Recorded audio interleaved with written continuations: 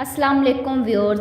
Drama serial घर तितली के पर की आने वाली केस खूब धमाकेदार होगी, क्योंकि पता चलेगा कि आज़र को अंजी की हकीकत के बारे में। आप देखेंगे कि शफ़क़ के कराची जाने के बाद उसकी भाभी अंजी के घर जाती है ताकि उसकी मां से मिल सके, मगर अंजी की मां अपनी बेटी के बारे में एक लफ्ज़ भी सुनने को तैयार नहीं होती।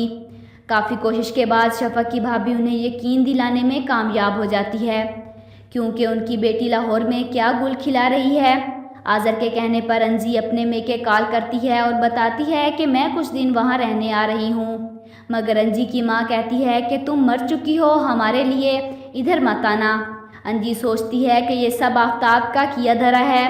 वो आज़र के सामने रोना धोना शुरू हो जाती है।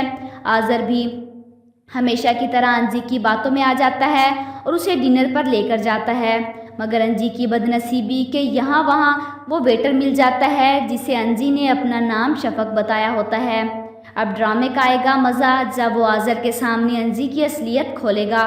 क्या अंजी उसे रोक पाएगी या वेटर को आज अपना सारा गुस्सा निकालना चाहिए? कमेंट बॉक्स में अपनी राय का इजहार ज़रूर कीजिएगा और साथ ही साथ मेरे चैनल को भी सब्सक्राइब कीजिएगा। Thanks for watching.